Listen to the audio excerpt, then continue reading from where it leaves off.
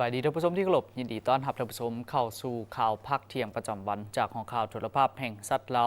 ทบิดนี้ไปติดตามที่ท่านนายกรัฐมนตรีพร้อมด้วยคณะได้เคลื่อนไหวติดตามและสุขยุเวียกงานพัฒนาเศรษฐกิจสังคมอยู่ที่เมืองซานไซแขวงอัตตปือ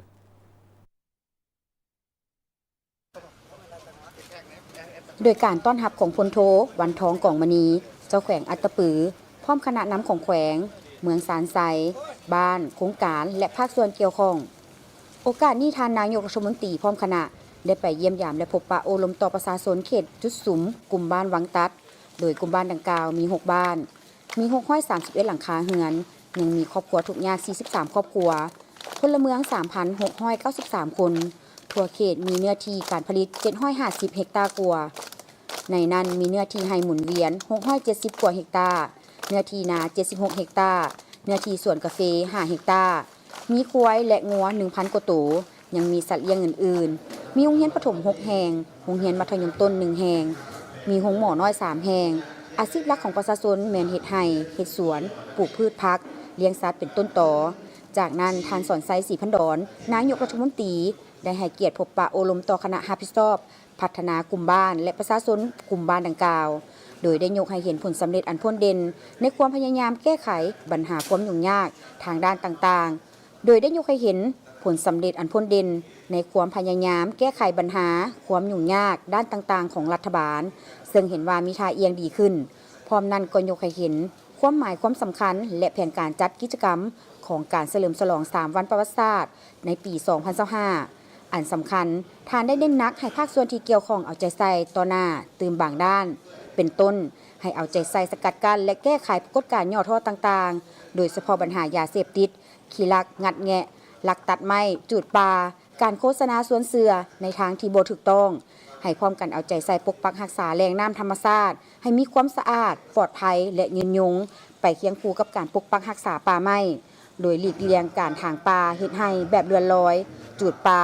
นำใส่สารเคมีและอื่นๆที่เป็นการทำลายธรรมชาติและส่งผลกระทบต่อสิ่งที่มีชีวิตจัดตั้งการปลูกการเลี้ยงที่ท้องถิ่นมีทาแห้งและเป็นเศรษฐกิจอย่างเป็นระบบ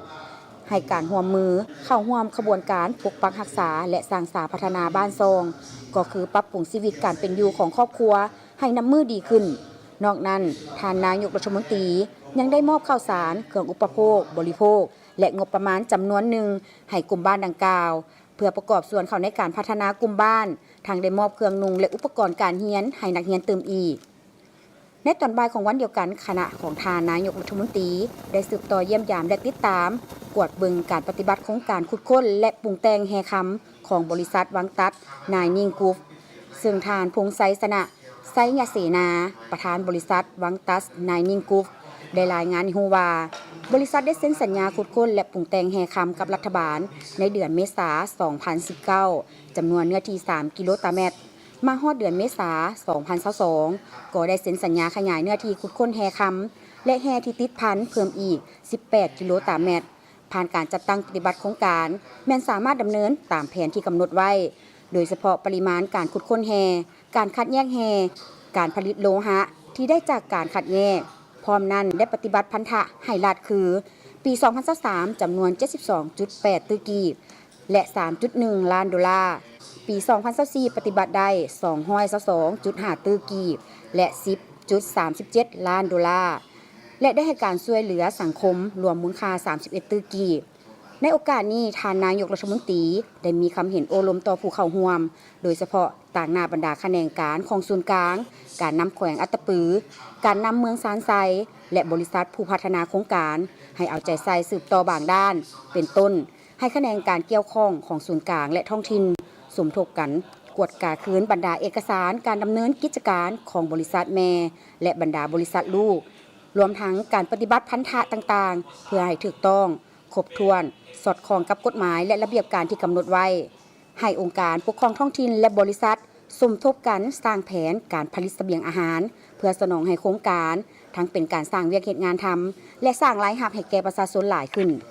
การผลิตต้องบนพื้นฐานรับประกันทางด้านปริมาณและคุณภาพที่สองฝ่ายกำหนดอย่างเป็นปกติให้บริษัทสืบต่อประกอบส่วนพัฒนาท้องถิ่นในเขตโครงการให้หลายขึ้น พร้อมนั้นก็ประกอบส่วนพัฒนาสังคม โดยเฉพาะการศึกษาโครงสร้างพื้นฐาน และปัจจัยการผลิต การสร้างอาชีพคงที่และเวียกเฮ็ดงานทำให้ประชาชนเพื่อเฮ็ดให้อาชีพการเป็นอยู่ของประชาชนในเขตดังกล่าวได้รับการปรับปรุงนับมือนับดีขึ้น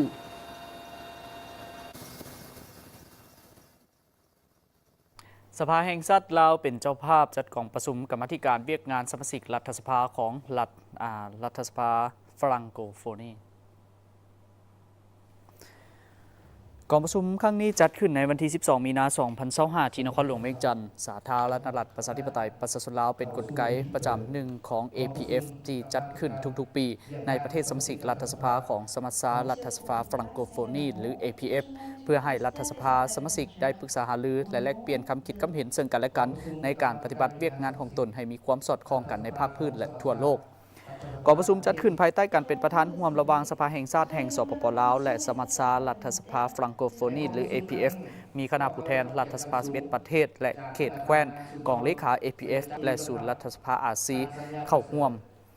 ท่านนางสุนทร ไสยจักรรองประธานสภาแห่งชาติลาวได้มีคำเห็นในโอกาสเปิดของประชุมว่าโดยท่านได้ยกให้เห็นถึงสภาพการพ้นเด่นและสิ่งท้าทายต่างๆที่พร้อมเกิดขึ้นในหลายภาคพื้นทั่วโลกที่ส่งผลกระทบต่อการพัฒนาเศรษฐกิจสังคมการเมืองและความมั่นคงของบรรดาประเทศต่างๆพร้อมนั้นยังได้ตีราคาสูงต่อบทบาทความสำคัญของสมาชิกรัฐสภา APF ในฐานะที่เป็นตัวแทนแห่งสิทธิผลประโยชน์และความมุ่งมั่นปรารถนาของประชาชนในการส่งเสริมประชาธิปไตยการปกครองรัฐด้วยกฎหมายและสุขยู่การร่วมมือในภาคพื้นและสากลเพื่อพัฒนารวมไปถึงการส่งเสริมการแลกเปลี่ยนทางด้านวัฒนธรรมของประชาชน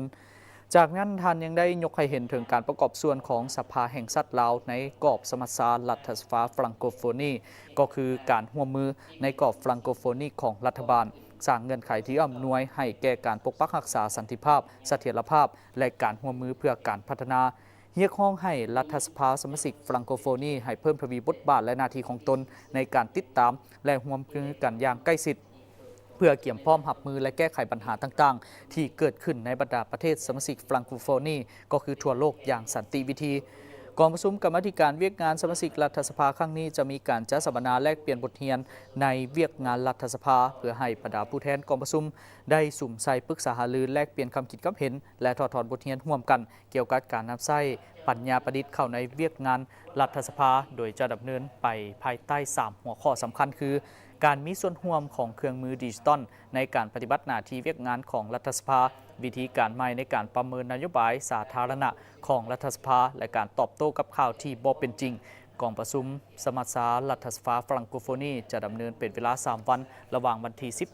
ถึง 14 มีนาคม 2025 นี้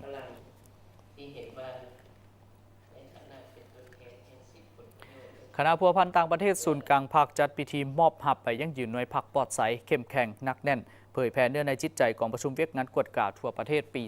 2024 และเปิดขบวนการแข่งขันย่องยอหักซาดและพัฒนาปี 2025 ในท้ายอาทิตย์ที่ผ่านมาคณะพัวพันต่างประเทศศูนย์กลางภาคได้มอบหับใบยั่งยืนหน่วยพักปลอดใสเข้มแข็งนักแน่นเผยแผ่เนื้อในจิตใจของประชุมเวียกงานกวดกาทั่วประเทศปี 2024 สรุปและเปิดขบวนการแข่งขันย่องยอหักซาดและพัฒนาปี 2025 ภายใต้การเป็นประธานของสหายบุญเหลือพันดานุวงศ์หักษาการเลขาคณะพรรคหักษาการหัวหน้าคณะพัวพันต่างประเทศศูนย์กลางพรรคมีบรรดาคณะบริหารงานพรรคห้องการบรรดากรมแผนกสมาชิกพรรคพนักงานเข้าร่วมสหายหักษาการเลขาคณะพรรคคณะพัวพันต่างประเทศศูนย์กลางพรรคได้แสดงความชมเชยและตีราคาสูงมายังบรรดาหน่วยพรรคภายในคณะพัวพันต่างประเทศศูนย์กลางพรรคที่สามารถสร้างและรักษาน้ำมันหยดหน่วยพรรคปลอดใสเข้มแข็งนักแน่นประจำปี 2024 ได้ถึง 6 หน่วยพรรคซึ่งเป็นครั้งที่ 2 ที่สามารถย่านมาได้พร้อมกันทั้ง 6 หน่วยพรรคสามารถตีราคาได้ห้อยสนห้อยสิ่งดังกล่าวแสดงให้เห็นถึงการชี้นำนำพาความเป็นเอกภาพภายในหน่วยพรรคความบุกบืนห้าวหันในการเคลื่อนไหวเหตุหน้าที่การเมืองของสมาชิกพรรคพนักงานอย่างตั้งหน้าโดยติดพันกับขบวนการแข่งขันย่องยอหักซาดและพัฒนาของบรรดากรมสำเร็จผลด้วยดีแสดงออกในการประเมินเวียกงานและย่องยอประจำปี 2024 ของพนักงานราชการที่ผ่านมานี้โอกาสนี้สหายก็ได้ให้ทิศชี้นำบรรดาหน่วยพรรคภายในคณะพัวพันต่างประเทศศูนย์กลางพรรค จงพากันสืบต่อรักษาน้ำมันหยดให้ได้หน่วยพักปลอดไซเข้มแข็งนักแน่นในซุ้มปีต่อหน้าและติดพันกับขบวนการแข่งขันย่องยอหักซาดและพัฒนาเป็นขบวนการฟดฟื้นยกสูงความเป็นแบบอย่างน้ำหน้าเอาใจใส่เวียกงานนำพาการเมืองแนวคิดของสมาชิกพรรคพนักงานเป็นกกเอาใจใส่ในการปฏิบัติหลักการรวมศูนย์ประชาธิปไตยพร้อมกันปรับปรุงระบอบแบบแผนวิธีเฮ็ดเวียกกับการจัดตั้งปฏิบัติวาระแห่งชาติศึกษาอบรมให้พนักงานสมาชิกพรรคเอาใจใส่การปฏิบัติกฎระเบียบของพรรคกฎหมายของรัฐบางออกหาประกาศในการเป็นเสนาธิการให้คันถึงในแต่ละระยะในโอกาสเดียวกันบรรดาหน่วยพรรคภายในคณะพัวพันต่างประเทศศูนย์กลางพรรคก็ได้ขึ้นจับมือเปิดขบวนการแข่งขันย่องยอหักชาติและพัฒนาปี 2025 โดยบรรดาหน่วยพรรคก็ได้ให้คำมั่นสัญญาว่าจะพร้อมกันสู่ซนสืบต่อก่อสร้างหน่วยพรรคของตนและหลายกว่าเก่าทางด้านปริมาณและคุณภาพเพื่อสืบต่อเป็นเจ้าการในการรักษาน้ำมันหยดหน่วยพรรคของตนให้ได้หน่วยพรรคปลอดไซเข้มแข็งนักแน่นในปี 2025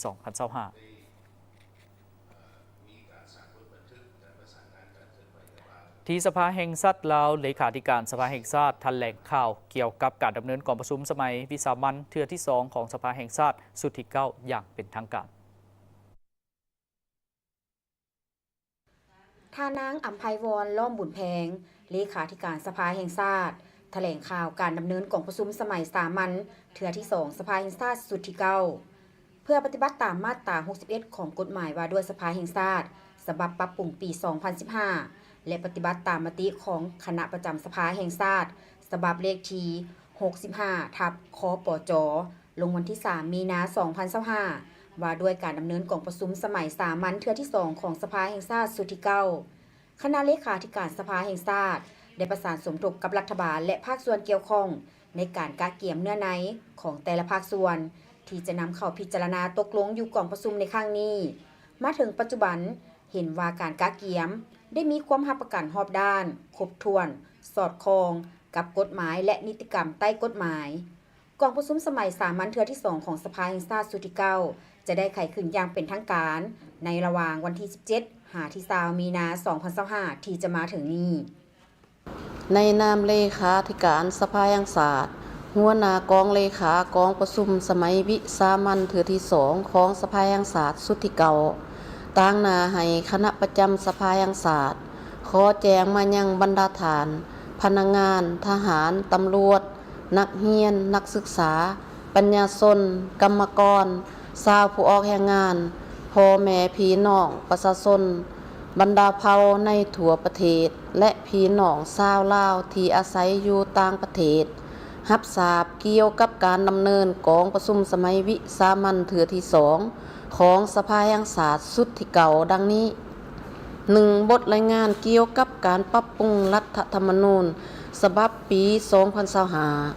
2. บทรายงานเกี่ยวกับการปรับปรุงกฎหมายจำนวน 2 ฉบับคือกฎหมายว่าด้วยการปกครองท้องถิ่นและกฎหมายว่าด้วยพนักงานรัฐกร 3. บทรายงานของรัฐบาลเกี่ยวกับเวียกงานกงจักรของรัฐบาล 4. บทรายงานของรัฐบาลเกี่ยวกับการค้นคว้านโยบายพิเศษให้แก่ผู้ลงทุนในนิคมอุตสาหกรรมอมตะ 5. มติกองประชุมสภาแห่งชาติจำนวน5ฉบับคือ 1. มติว่าโดยการรับรองเอาการปรับปรุงรัฐธรรมนูญฉบับปี